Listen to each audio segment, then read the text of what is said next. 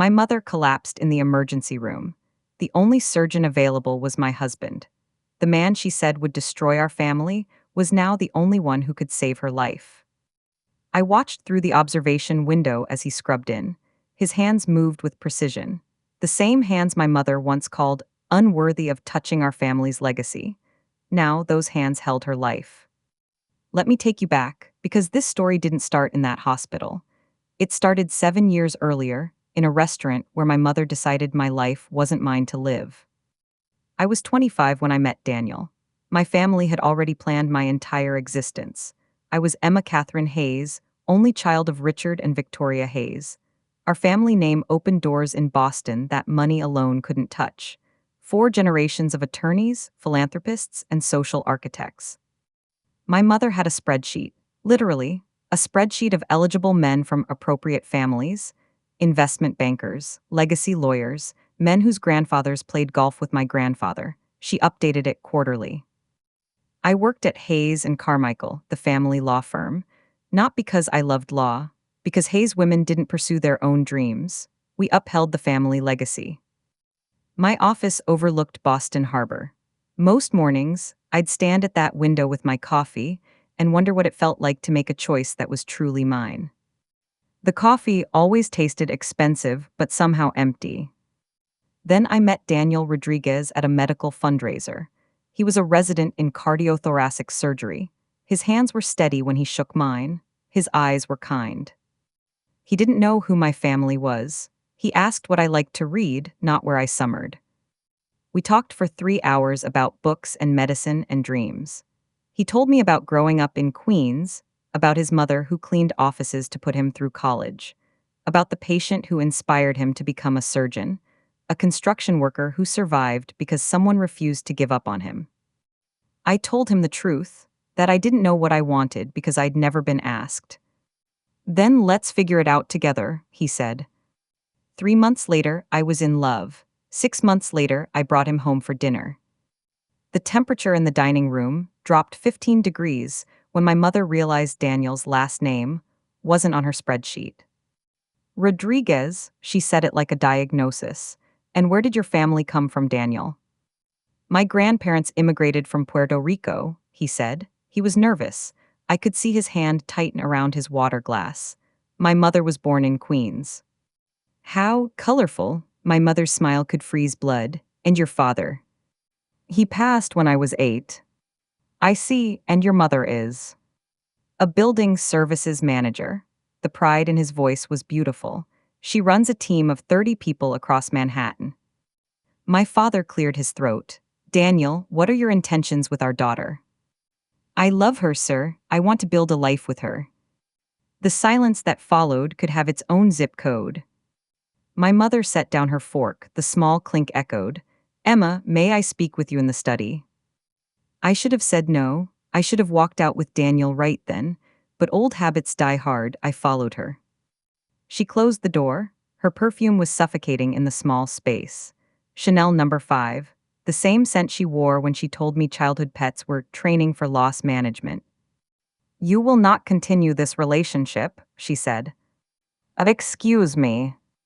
This boy is using you. Men from his background see our family name as a lottery ticket. You don't know anything about him. I know exactly what I need to know. His mother cleans buildings, Emma. Do you understand what people will say? Do you understand what this does to your father's reputation? To mine. He's a surgeon. He's a resident, from a family with no connections, no legacy, no. No money. The words came out harder than I intended.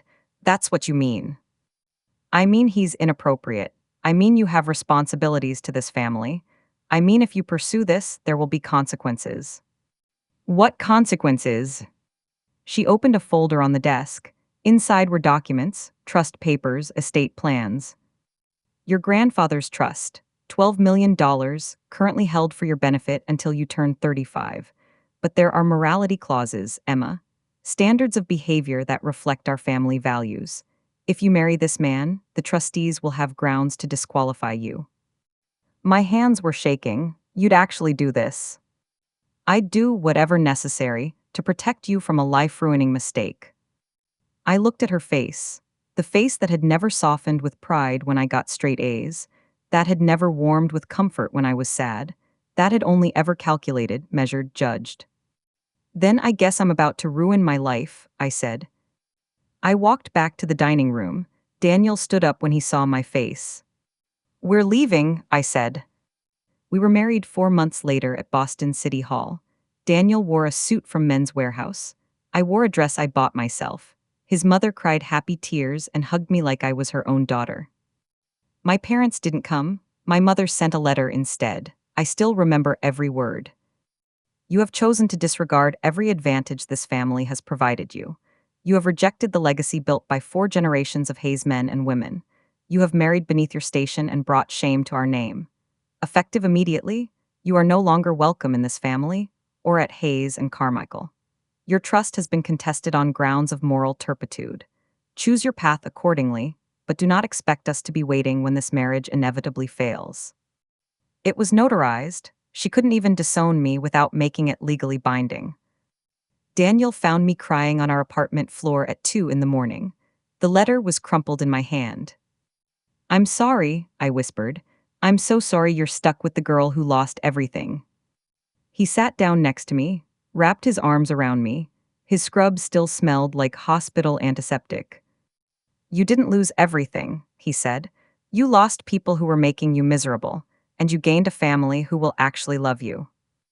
He was right. His mother, Alina, treated me like the daughter she'd never had. She taught me to cook a roast con ganjules. She told me stories about Daniel as a boy, always helping, always caring. She made me understand that family isn't about bloodlines. It's about who shows up. But letting go of my old life was harder than I expected. The hardest part wasn't the money. It was walking past my old office building and knowing I'd never walk through those doors again. It was seeing former colleagues cross the street to avoid me. It was the day my mother's best friend saw me at the grocery store and literally turned her cart around. I'd been erased like I never existed. Daniel finished his residency. I worked 3 jobs, paralegal work, tutoring, weekend shifts at a bookstore. We lived in a 1-bedroom apartment in Cambridge. The radiator clanked. The neighbor's dog barked at 5 a.m. The shower pressure was terrible. I'd never been happier. Daniel would come home exhausted from 30-hour shifts, and we'd make pasta and watch bad movies. We'd talk about the future, about the cardiothoracic practice he'd build, about the life we'd create together. One day, he said, I'm going to perform surgeries that save lives, and you're going to do something amazing too. I don't know what yet, but I know you will. How do you know? Because you're the strongest person I've ever met. You walked away from $12 million because you knew who you were. That takes courage most people never find. 4 years into our marriage, Daniel was recruited by Seattle General Hospital. Their cardiothoracic program was ranked 3rd in the nation. It was everything he'd worked for. It was also 3,000 miles from Boston, from the city where I'd been erased but couldn't fully escape. Say yes, I told him. Let's start completely fresh. We moved to Seattle on a rainy October morning. The city smelled like coffee and salt water and possibility. I didn't tell my family. Why would I? I was already dead to them. Daniel thrived at Seattle General. Within 2 years, he was one of their top surgeons. Patients requested him specifically. His success rate with complex valve replacements was extraordinary. I went back to school, got my MBA, started working for a nonprofit that provided legal services to immigrant communities. The work was meaningful. Every client who got permanent residency felt like winning against the world that had rejected Daniel and his family. We bought a house in Ballard. Nothing fancy, just a small craftsman with a garden and a view of the Olympics. We planted tomatoes, adopted a rescue dog named Watson, built a life that belonged to us. I thought about my family sometimes, wondered if my mother ever regretted her choice, wondered if my father missed me. But I didn't reach out, the wound had scarred over. I'd learned to live without them. Then, 7 years after I left Boston, my phone rang at 2 in the morning. The number was Boston area code. I almost didn't answer. Emma, the voice was my father's, older, shakier than I remembered. Dad. It's your mother, she's had a heart attack. We're at Mass General, it's Emma, it's bad. My hand tightened on the phone. How bad? They're saying she needs surgery, a valve replacement. They want to do it here, but. His voice cracked.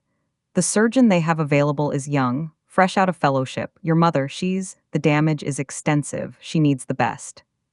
What do you want from me? The question came out colder than I intended, but 7 years of silence had earned that tone. I'm calling because I don't know what else to do. I know I have no right. I know what we did. But she's your mother, Emma, and she's dying.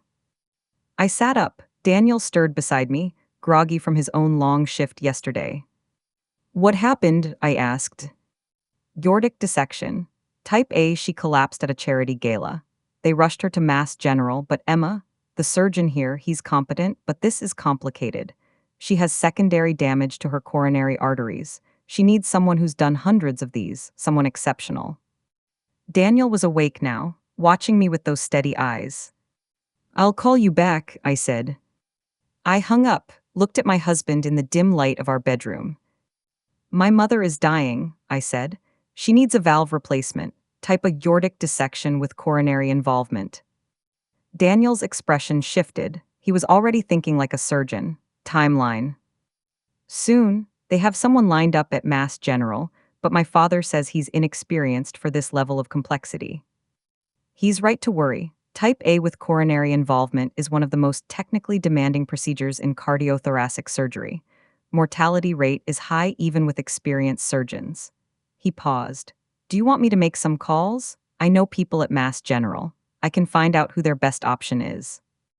I looked at him. This man who my mother said would destroy my life.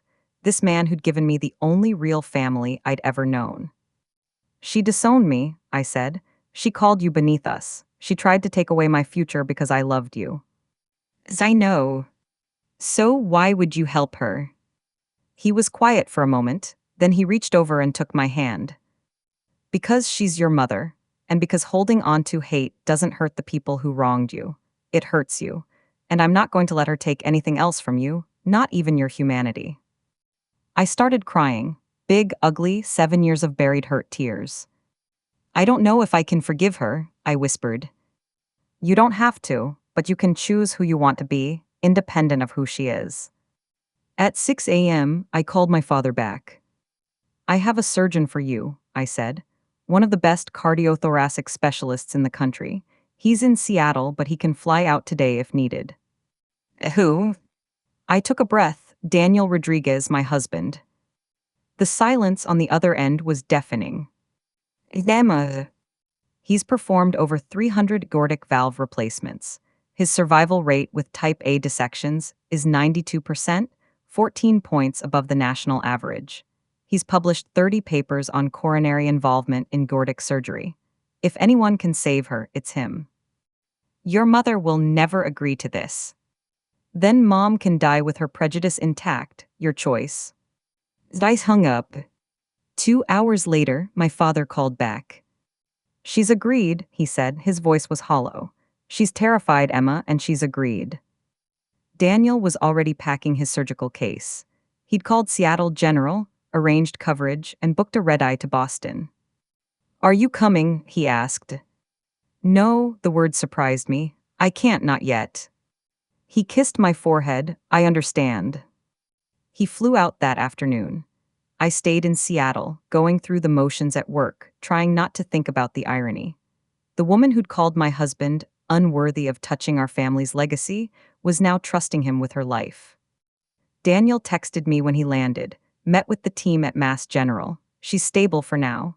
Surgery scheduled for tomorrow morning. Your father says hello. I didn't respond. The next morning, I couldn't focus on anything. I watched the clock, calculated time zones, knew the surgery would take 6 to 8 hours. At noon Seattle time, my phone rang. It's done, Daniel said. He sounded exhausted. She's in recovery. It was complicated, more damage than the imaging showed, but we got it. She should make a full recovery. Thank you, I whispered. Your father wants to talk to you. There was rustling, then my father's voice, thick with emotion. Emma, he saved her life. Your husband, Daniel, He performed a miracle in that operating room. I watched from the observation deck. His hands, his focus, his Emma, I've never seen anything like it. I'm glad she's okay. I owe you an apology. More than one. 7 years of apologies. Dad, I can't do this right now. I understand, but Emma, your mother asked to see you. When she wakes up, she asked for you. I hung up without answering. I flew to Boston 2 days later. Daniel was still at Mass General, monitoring my mother's recovery. We hadn't talked much. I didn't know what to say. The hospital smelled like fear and industrial cleaner. I'd forgotten how much I hated hospitals. My father met me in the waiting room. He'd aged a decade. Gray hair, deep lines around his eyes, the guilt of 7 years compressed into his face. Emma, he tried to hug me. I stepped back. How is she? Awake, coherent, terrified to see you. Good. He flinched. She's in room 412, fourth floor. I took the elevator alone. Each floor dinged. Each ding reminded me I was walking back into a life I'd escaped. Room 412, the door was half open. My mother was in the bed, surrounded by monitors. She looked small, fragile, human in a way I'd never associated with Victoria Hayes. Her eyes found mine, they filled with tears. Emma. I stood in the doorway. Mom. I didn't think you'd come. I almost didn't. She nodded slowly, the movement seemed to hurt. Your husband, Daniel, he saved my life. And yes. I was wrong about him. Her voice broke. I was so wrong about everything. I stepped closer, against my better judgment. You called him beneath us. You disowned me. You took away my future because I loved someone you deemed inappropriate. I know. Do you? Do you actually understand what you did? She closed her eyes, tears ran down her cheeks. I told myself I was protecting you, protecting our family's legacy. Your grandfather built everything from nothing. I thought it was my job to preserve that. By destroying your daughter. By controlling what I was terrified of losing. She opened her eyes. You were all I had, Emma, my only child, and you were slipping away from the life I'd planned, the life I thought would keep you safe. Safe, the laugh that came out of me was bitter. You made me feel like I was worth nothing without the Hayes name, like my choices didn't matter, like I didn't matter. You mattered more than anything, that's why I held on so tight. She reached toward me with a shaking hand. But I held on wrong, I pushed you away, and I missed 7 years of your life because I was too proud to admit I was wrong. I looked at her hand, didn't take it. When they told me I needed surgery, she continued, her voice barely above a whisper, when they said the odds were poor, all I could think about was dying without ever telling you I was sorry. Without ever meeting the man who made you happy enough to walk away from everything. Zan now I've watched him work. I've seen the way the other doctors respect him, the way he spoke to your father, with kindness I didn't deserve, the way he looked at your picture on his phone, like you were the only thing that mattered in the world. She was crying fully now. And I realized you didn't marry beneath you. You married the only man good enough for you. I felt something crack inside my chest, 7 years of armor splintering. I don't know how to forgive you, I said. I don't expect you to, I just needed you to know. I was wrong about him, about you, about everything that matters. Daniel appeared in the doorway. He must have heard my voice. His eyes met mine, asking a silent question. Are you okay? I nodded. My mother saw him, Dr. Rodriguez, Daniel. Mrs. Hayes, your vitals look good. How's your pain level? Manageable, thank you for everything. Just doing my job. No, she shook her head. You saved my life even though I tried to destroy my daughter's. That's not a job, that's grace. Daniel's expression softened. Emma is my family. That makes you my family too, whether you wanted it or not. My mother started crying again. Hard, shaking sobs that made the monitors beep faster. I surprised myself by moving to her bedside, by taking her hand. Rest, I said. We'll figure out the rest later. Over the next week, I stayed in Boston.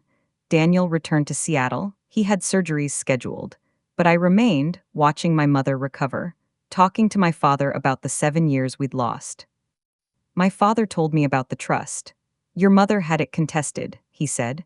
She used the morality clause, but Emma, your grandfather actually left you a separate provision, one your mother didn't know about. What do you mean? He pulled out papers, old documents yellowed at the edges. Your grandfather knew your mother's tendencies. He created a secondary trust, the Edward Hayes Foundation Trust, immediate access to operating capital for charitable work, and principal access when you turn 32. You turned 32 last March. I stared at the documents. How much? The contested trust was 12 million. This one is 6 million. He set it aside specifically because he suspected your mother might try to control you through money. The letter attached says, "For Emma, who I know will choose her own path. May this give you freedom to do good in the world." My throat tightened. My grandfather had died when I was 20. I barely remembered him beyond kind eyes and bad jokes. He saw me, I whispered. He saw you more clearly than any of us. The trust documents included a notarized letter dated 3 months before his death. I, Edward Michael Hayes, being of sound mind and memory, do hereby establish the Hayes Foundation Trust for my granddaughter Emma Catherine Hayes, to be administered independent of all other family assets, with immediate access granted upon her 32nd birthday for the express purpose of charitable work reflecting her own values and vision. There were bank statements attached. Account number 847-29384HFD. Current balance, $6,247,382.19. The doctor's note from his final medical evaluation was clipped to the file. Patient assessed as mentally competent and of sound mind on December 3, 2011. No signs of cognitive impairment or undue influence. Capacity to execute legal documents confirmed. I sat in my father's study, the same room where my mother had threatened me, and cried reading my grandfather's words. "Why didn't you tell me?" I asked my father. "I didn't know. The trust was administered separately by your grandfather's own attorney. The documents were scheduled to be released to you automatically on your 32nd birthday. They sent them to your last known address." He paused. "Which was here. We received them 6 months ago. Your mother, Emma, your mother hid them." The temperature in the room seemed to drop. She what? She hid them. I found them last week, going through files to organize your mother's medical paperwork. They were in her personal safe. She was going to keep me from my own inheritance. I don't think she'd made a decision. I think she was terrified that if you had the money, you'd never come back, never need us. I don't need you now. I know, his face crumpled. I know, and that's my fault too. I stood by and let her do it. Let her cut you out of our lives. I told myself I was supporting my wife, but really I was just a coward. I looked at my father, really looked at him. He was broken in a way my mother wasn't. She'd been wrong but certain. He'd been complicit and ashamed. "What do you want from me, Dad?" "Nothing. I don't deserve anything. I just want you to know I'm sorry. And I'm proud of you, the life you built, the person you became without us. I became this person in spite of you. I know that too." I was preparing to return to Seattle when my mother's physical therapist mentioned something odd. "Mrs. Hayes keeps asking about family finances," she said. "Keeps asking if her medical bills are paid. Seems really anxious about money." That was strange. My parents were wealthy. Medical bills shouldn't matter. I asked my father about it that evening. His face went pale. "There's something I need to tell you," he said. My father poured himself a whiskey with shaking hands. We were in his study again. Everything important in my family's history seemed to happen in this room. 3 years ago, he began, your mother's sister, your Aunt Patricia, died. I barely remembered Aunt Patricia. She'd been at family gatherings occasionally. Quiet, unmarried, wealthy in her own right from investments. Patricia left everything to your mother. About 14 million. The money was placed in a trust with your mother as sole trustee, with instructions that it should ultimately pass to you. To me. Patricia loved you, Emma. She thought your mother was too harsh. The trust document specified the money was for you when you turned 35, or earlier if you needed it for education, medical expenses, or starting a business. But I never got it. Because your mother told me it didn't exist. She said Patricia left everything to various charities. I believed her. Until last week, when I was organizing documents for the estate attorney and I found the real trust papers. He handed me a folder. Inside were documents that made my hands shake. The Patricia Morrison Trust, established for the benefit of Emma Catherine Hayes. Notarized statement. As trustee, Victoria Hayes shall hold and invest these assets for the sole benefit of Emma Catherine Hayes, with distributions permitted for education, medical expenses, business ventures, or living expenses should Emma request such assistance. There were bank statements, dated over 3 years, showing regular transfers from the trust into my mother's personal accounts. She stole from me, I said slowly. She embezzled from the trust over $4 million. She spent it on Emma, she spent it on trying to preserve the family image after you left, donations to maintain board positions, investments that failed, trying to buy back social standing. $4 million. There's more, his voice cracked. She forged your signature on documents claiming you'd received distributions. She created fake receipts showing educational expenses. She told Patricia's estate attorney you'd decline the inheritance. I stood up, the room felt too small. She committed fraud. And yes, for 3 years. And yes. And you knew. Not until last week. Emma, I swear. I found the documents while looking for her medical power of attorney. When I confronted her, she broke down.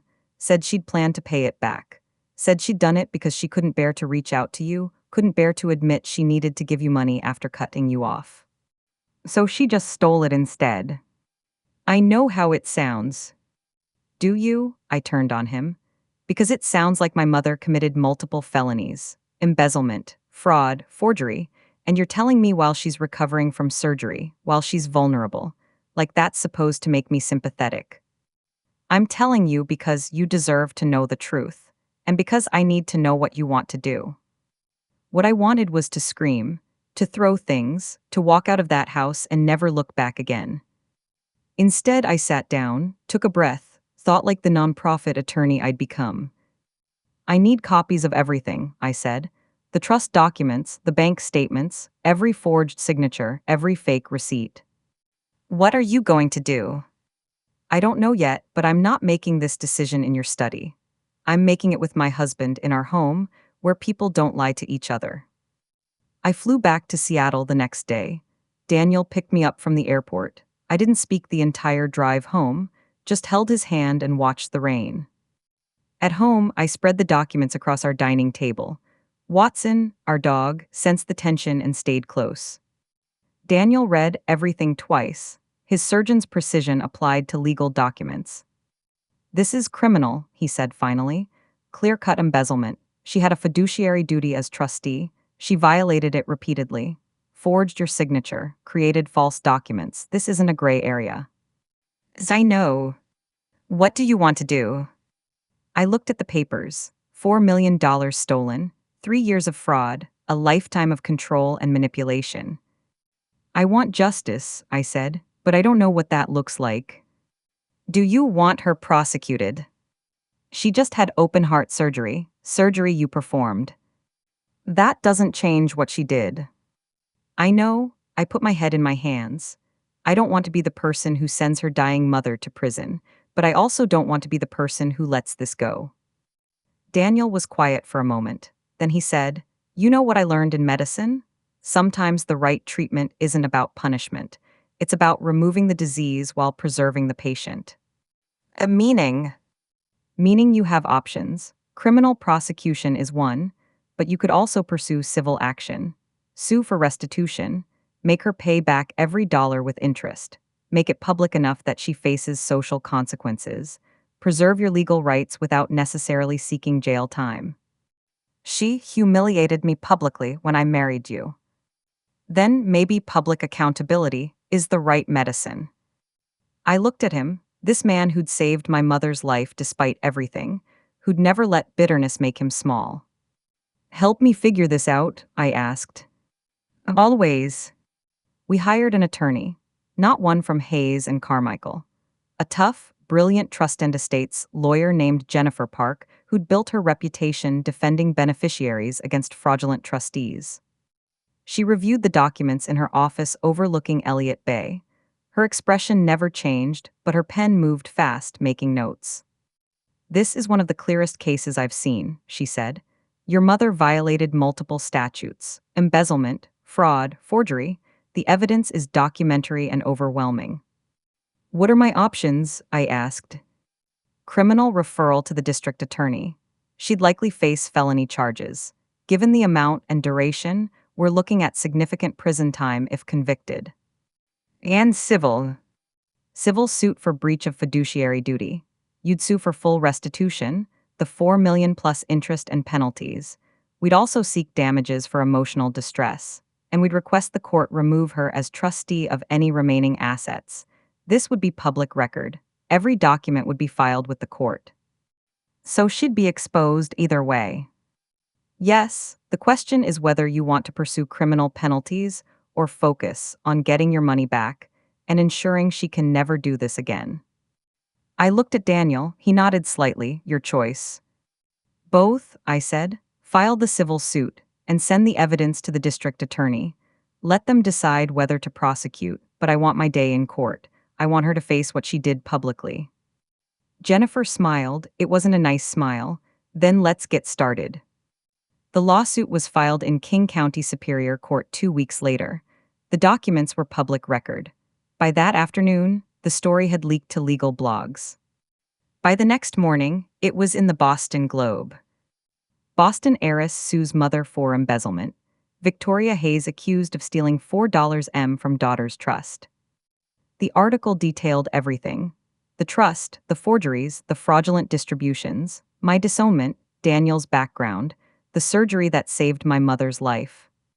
It went viral. Social media exploded. Twitter threads dissecting every detail, TikTok videos explaining trust law, Reddit posts debating family loyalty versus justice.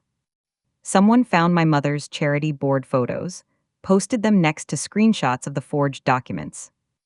Victoria Hayes trended for 2 days. The public reaction was brutal.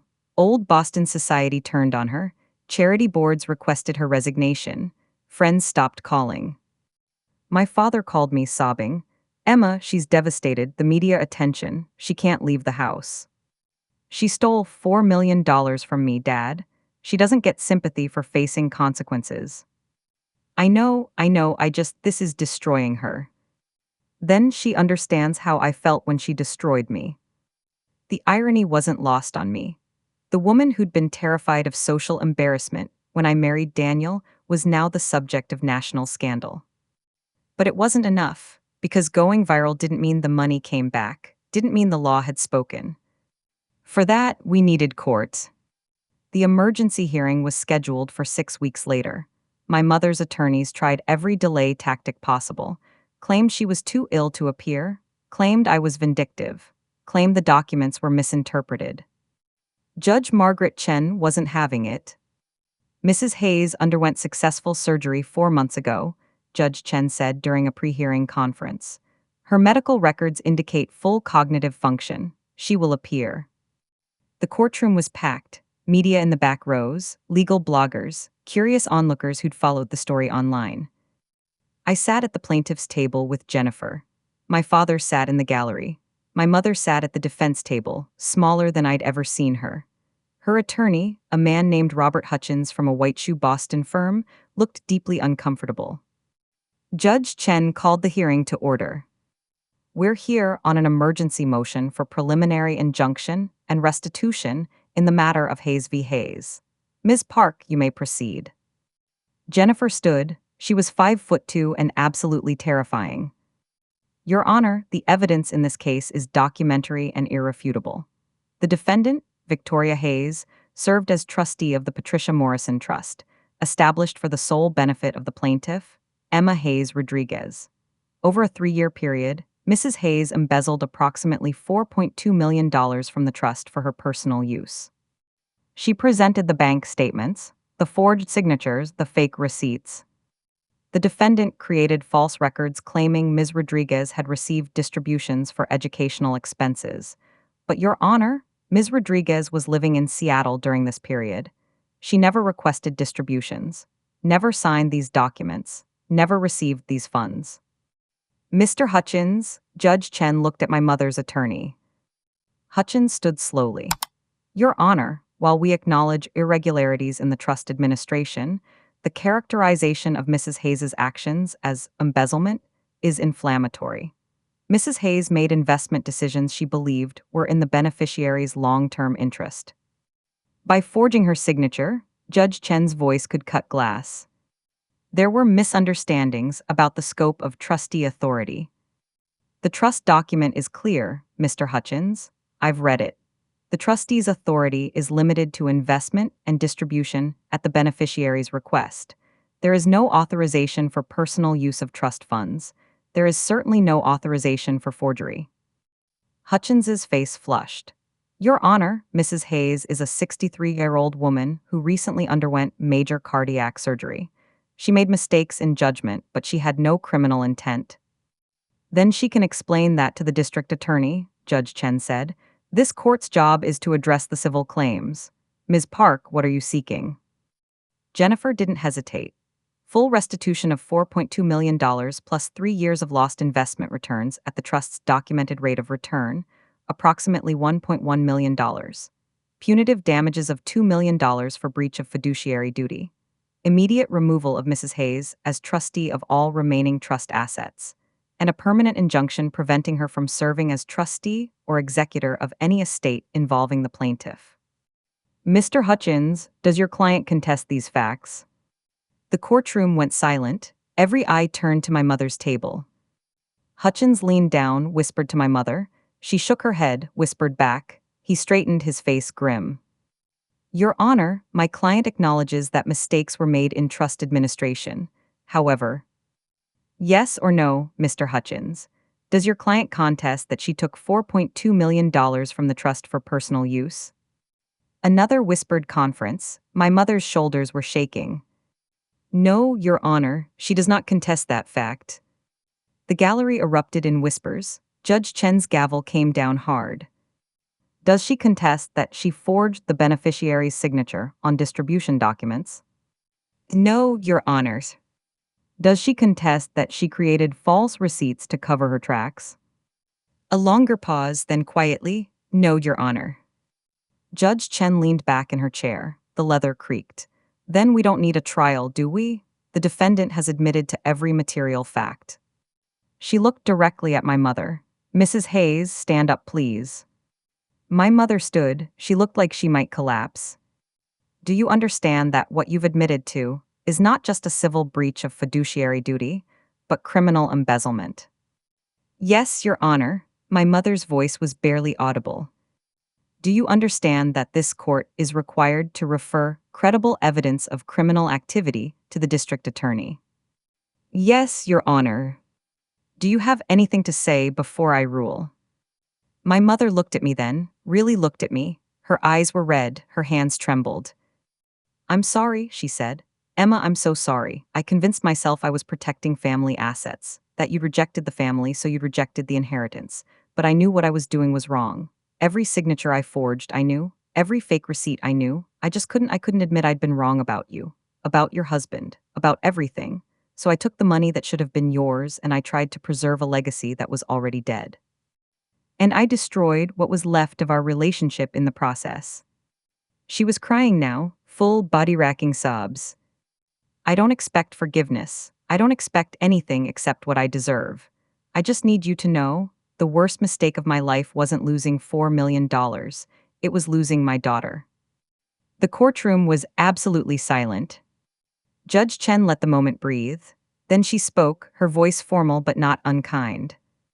The court finds that the defendant, Victoria Hayes, breached her fiduciary duty as trustee of the Patricia Morrison Trust. The court finds that she embezzled $4.2 million in trust assets for personal use. The court finds that she committed fraud through forgery and the creation of false documents.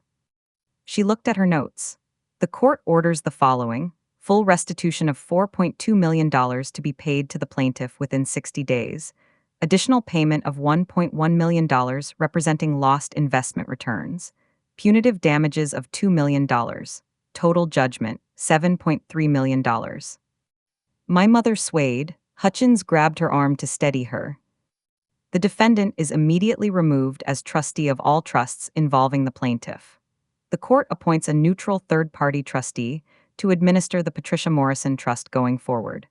The defendant is permanently enjoined from serving as trustee, executor, or administrator of any estate or trust involving the plaintiff or her descendants.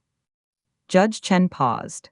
Additionally, the court is referring the complete case file to the King County District Attorney and the Suffolk County District Attorney in Massachusetts for criminal investigation.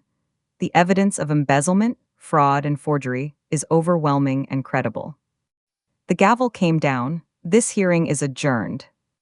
The media scrum outside the courthouse was chaos.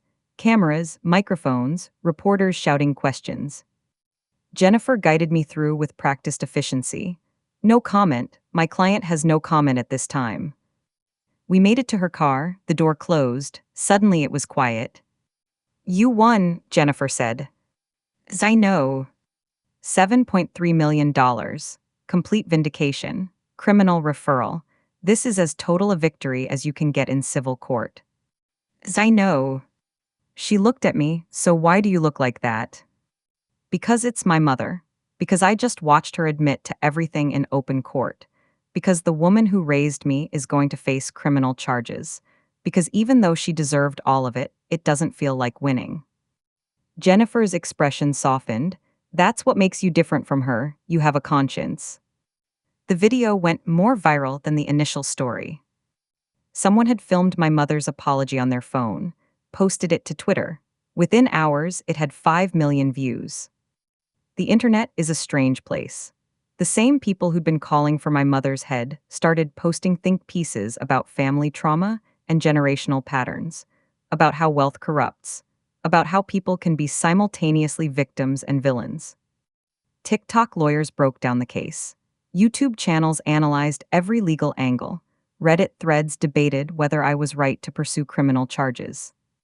One video, posted by a woman named @LegalEagleSarah, got 20 million views.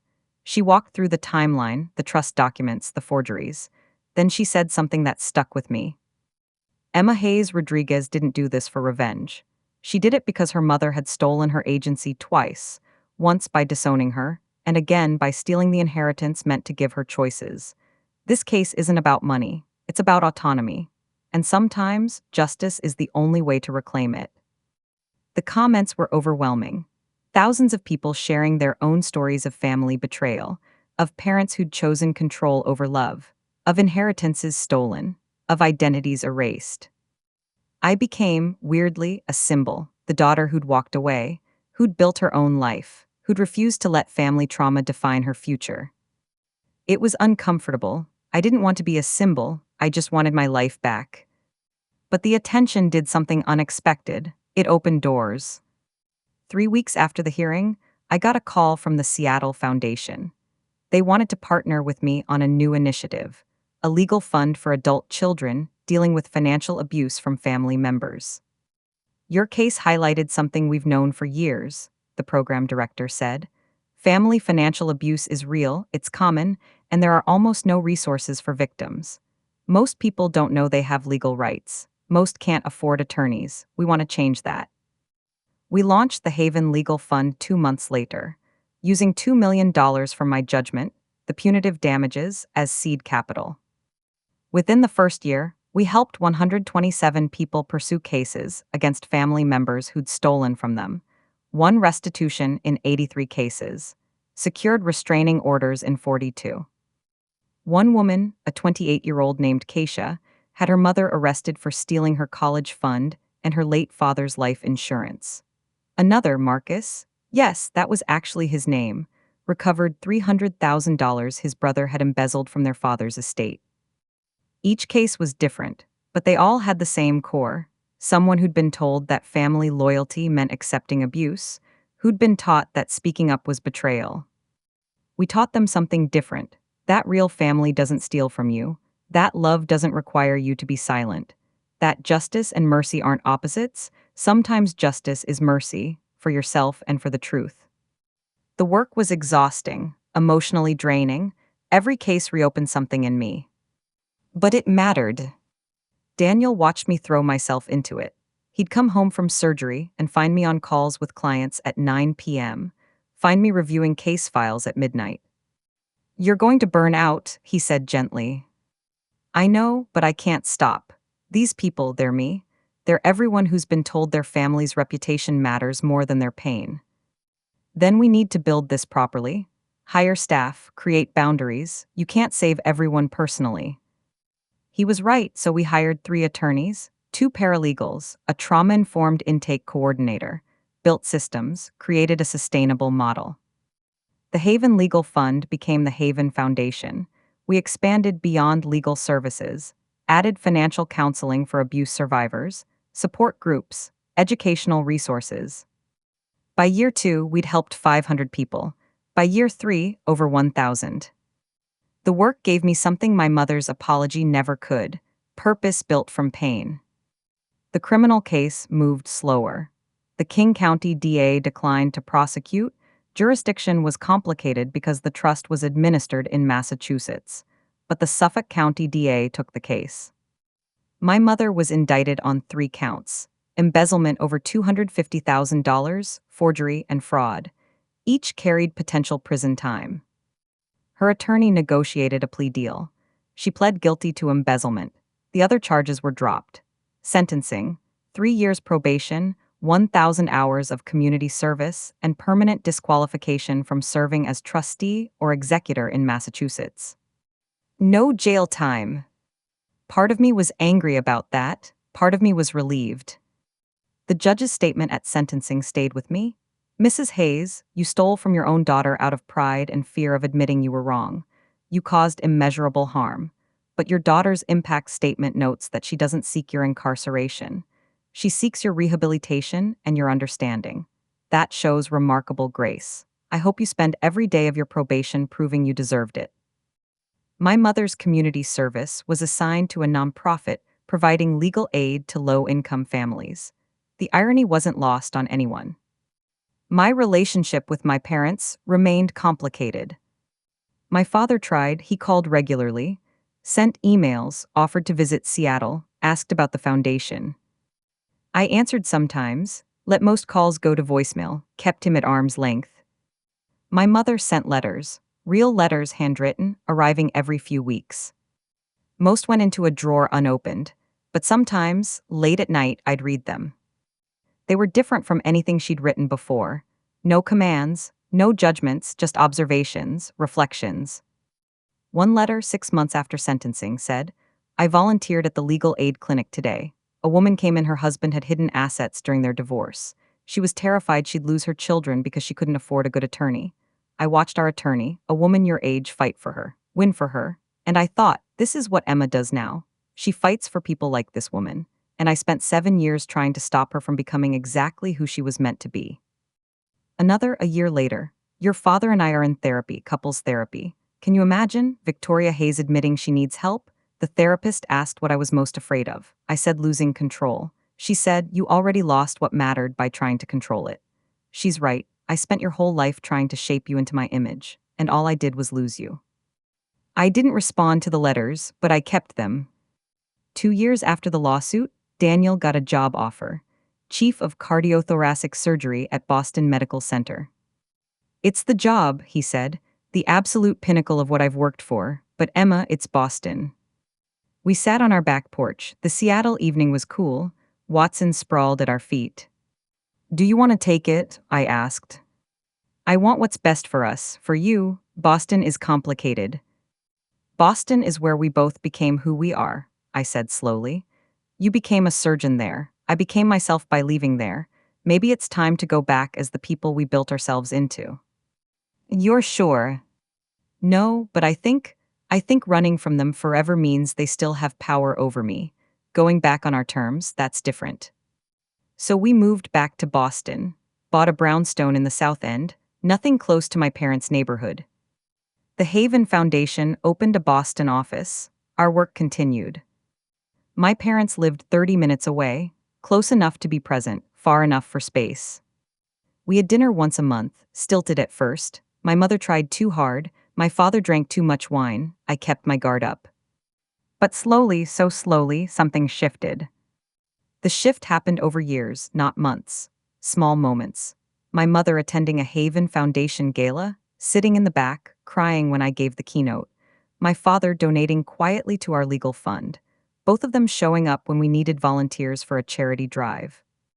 They met Daniel's mother, Elena, at a foundation event. I watched my mother approach her, nervous, hands clasped. "Mrs. Rodriguez," my mother said, "I don't know if you remember me." "I remember." Elena's voice was cool, protective of me, as she should have been. "I owe you an apology, multiple apologies, for the things I said about your son, about your family, for the way I treated Emma. You raised an extraordinary man, he saved my life, and I spent years trying to keep him from your daughter because I was a snob and a fool." Elena studied her, then slowly she nodded. "You were both those things, but you're here now, trying that something. It's not enough." "No, but it's a start." They didn't become friends, but they were civil, kind even. My mother's community service ended, but she kept volunteering. Put in 20 hours a week at the legal aid clinic. Started a program helping wealthy families understand fiduciary duty, taught from the perspective of someone who'd violated it. "I can't undo what I did," she told me once, "but I can use it. I can be the cautionary tale that helps someone else's family not make my mistakes." It wasn't redemption, not fully, but it was accountability, real, sustained accountability. 3 years after moving back to Boston, I got pregnant. The pregnancy was hard, complicated, high risk. I was 35, there were complications with my placenta. Daniel was terrified but professional. He couldn't be my doctor, too close, but he consulted with my OB constantly. My mother asked if she could come to appointments. I said no, then yes, then no again. Finally, at 7 months, I let her come. She sat quietly in the corner while the OB did an ultrasound, didn't ask questions, didn't offer advice, just watched the monitor with tears in her eyes. Afterward, in the parking lot, she said, "Thank you for letting me be there. Don't make me regret it." "I won't, I promise, Emma. I'm not the grandmother who oversteps. I'm not the grandmother who thinks she knows better. I'm just grateful to be allowed to know my grandchild at all." My daughter was born in April. Lucia Elena Rodriguez, 8 pounds, 3 ounces, perfect. Daniel held her first, then me, then Elena crying happy tears. Then my mother, who looked at Lucia like she was seeing Grace made flesh. "She's beautiful," my mother whispered. "Emma, she's perfect." She is." Would it be okay if I held her?" I looked at Daniel, he nodded, "Your call." I handed Lucia to my mother. She held my daughter carefully, reverently, tears streaming down her face. "Hi, Lucia," she whispered. "I'm your grandmother, and I'm going to do better by you than I did by your mother, I promise." It wasn't forgiveness. Not yet, maybe never, but it was a door cracked open, a possibility of something different for the next generation. 5 years after the lawsuit, 4 years in Boston, Lucia was 3. The Haven Foundation had expanded to 6 cities. We'd helped over 3,000 people recover stolen assets, escape financial abuse, reclaim their autonomy. Daniel was publishing groundbreaking research on minimally invasive cardiac procedures, saving lives daily, teaching the next generation of surgeons. We hosted Thanksgiving at our house. Both our families, Elena and my parents in the same room, civil if not warm, Lucia running between them, oblivious to the complicated history. After dinner, my mother asked if we could talk, alone. We went to my office, the room where I did foundation work, where I'd built something meaningful from pain. "I need to tell you something," she said, "and I need you to know I'm not asking for anything. I'm not seeking forgiveness or absolution, I just need to say it. I'm okay. Watching you build the Haven Foundation, watching you help all those people, watching you become the mother I never was, Emma, it's the proudest I've ever been, and the most ashamed. I'm ashamed. Because you did all of this despite me.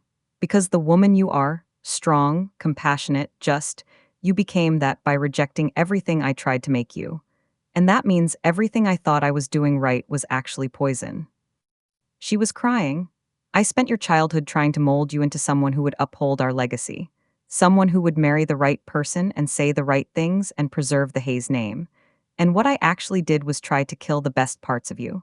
The parts that wanted to choose your own life, to love who you loved, to fight for people who needed fighting for. Hey, Mom. No, let me finish. I've been in therapy for 4 years, working through why I was the way I was. And the truth is, I was raised the same way. My mother controlled everything I did, who I married, where I lived, how I raised you. I never broke free.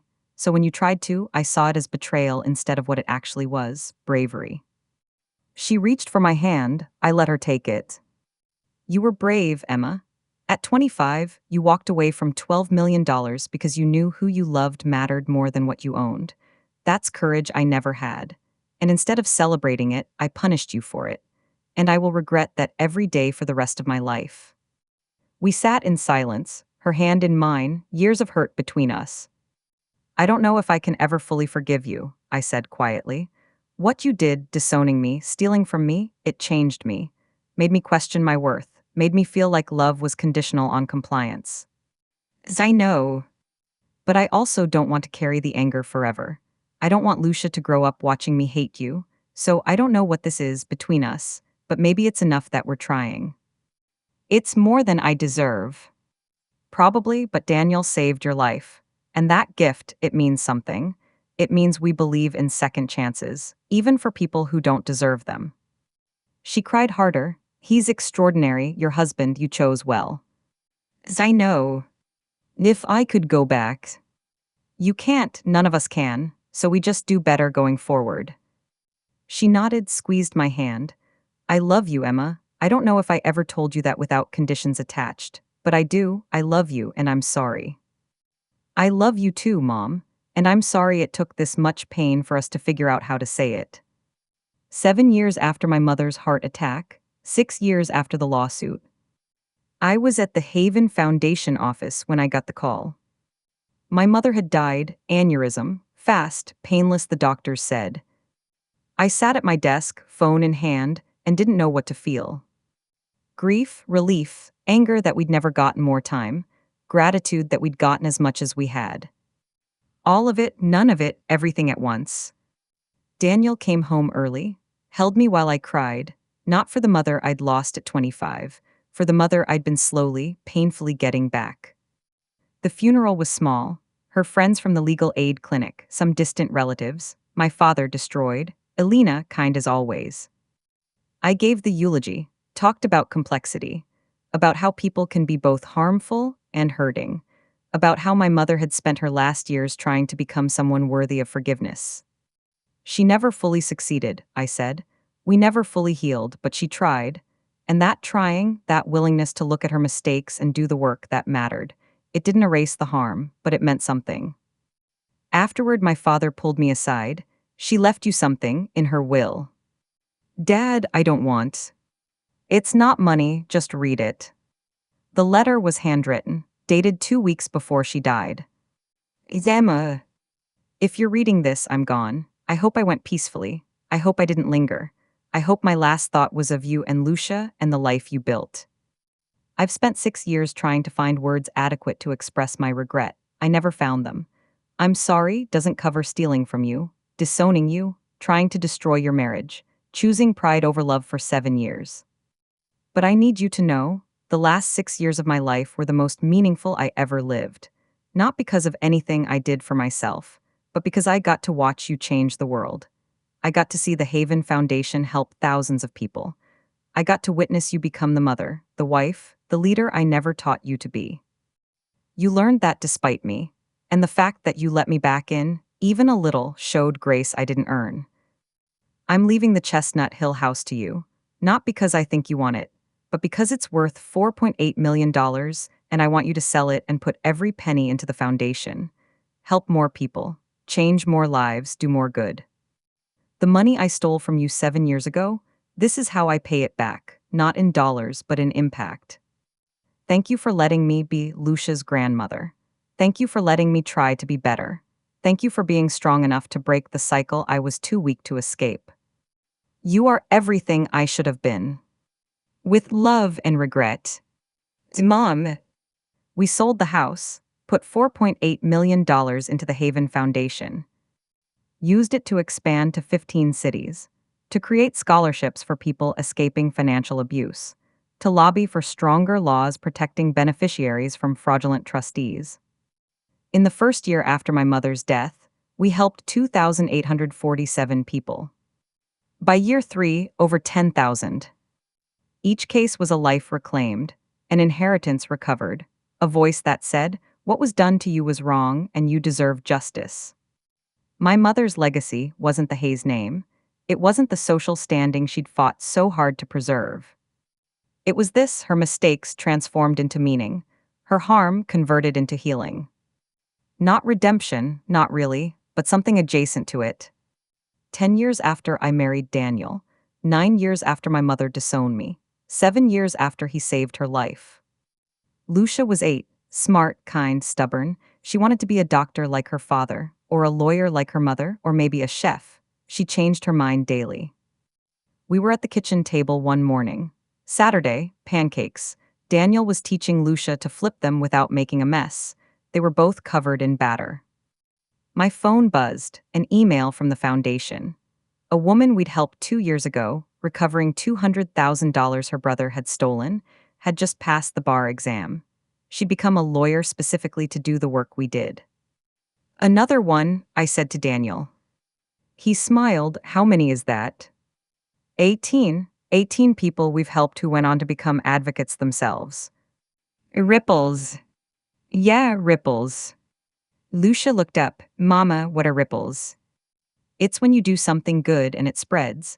Like when you throw a rock in a pond, the water moves outward in circles. One good act creates more good acts. Did Grandma Victoria create ripples? The question stopped me. Daniel looked over, curious how I'd answer. "Grandma made mistakes," I said carefully. "Big ones, but at the end she tried to fix them. And the money she left us helps lots of families. So yes, in a way, she created ripples." Good ripples or bad ripples? Both. That's the complicated thing about people, sweetheart. Most of us create both kinds. The goal is to create more good than bad. Are you creating good ripples, Mama? I'm trying. I think you are. She turned back to her pancake, satisfied, 8-year-old wisdom moving on. Daniel caught my eye, smiled, that smile that said, "We did this. We built this life and it's good." I thought about that moment later, about ripples, about how harm and healing can come from the same source, given enough time and enough work. My mother was never going to be uncomplicated in my memory. She was the woman who disowned me and the woman who tried, in the end, to do better. She was the thief and the volunteer, the snob and the student of her own failures. She was human, flawed, capable of cruelty and capable of change. And the truth I'd learned, the truth I tried to teach every person who came through the Haven Foundation, was this: you don't have to forgive people who hurt you. You don't owe them absolution, but you can choose to not let their harm define your future. You can take the pain and build something meaningful from it. That's not redemption for them, it's freedom for you. My mother said I'd ruin the family if I married Daniel. She was right. I did ruin the family she'd built, the one based on control and appearances and conditional love. But from those ruins, we built something better, a family based on choice, on resilience, on love that didn't require you to be anyone but yourself. Daniel saved my mother's life in that operating room 7 years ago. But the real rescue was slower, quieter. It was the years of work she did afterward, the apologies, the accountability, the slow, painful growth. She didn't die redeemed, but she died trying. And for someone who'd spent most of her life certain she was always right, trying was its own kind of miracle. Lucia was 13 now. Lucia Elena Rodriguez, named for 2 grandmothers, one who'd loved unconditionally and one who'd learned to love too late. She volunteered at the Haven Foundation on weekends, answered phones, filed paperwork, listened to stories.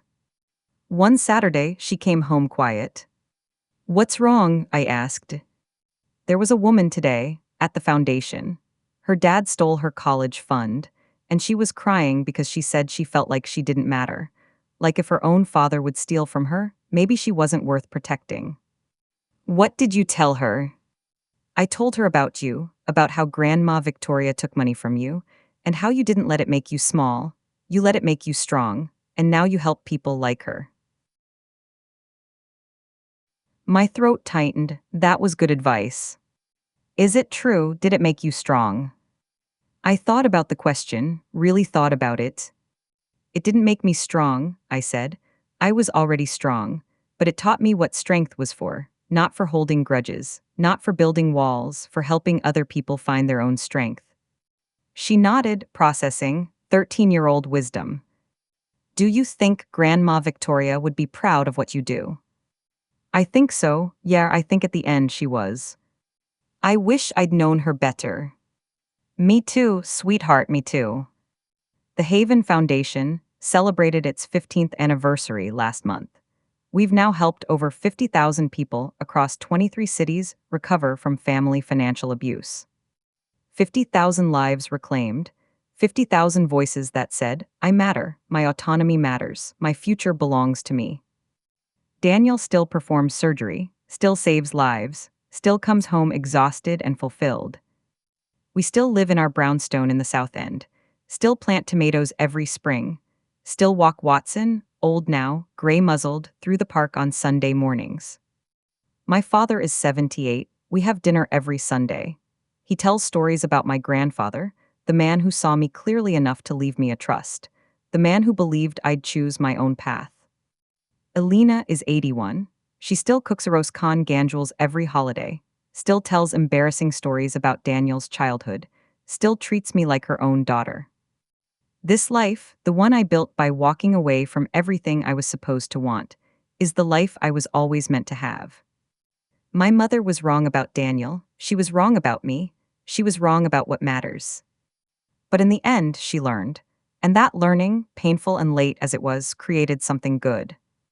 Not redemption, not forgiveness in the easy, complete sense, but transformation, harm acknowledged, damage repaired as much as damage can be. And ripples, so many ripples. If you've lived this story, if you've been erased by family, stolen from, controlled, disowned for choosing your own path, know this. You are not alone, you are not dramatic, you are not ungrateful. You are strong, you are worthy, you deserve love that doesn't come with conditions. And your future, it's yours, no one gets to steal that. Not with money, not with manipulation, not with fear. Build your own life, choose your own family, create your own legacy. And when people tell you that you're destroying the family by leaving, remember, some families need to be destroyed so real ones can be built.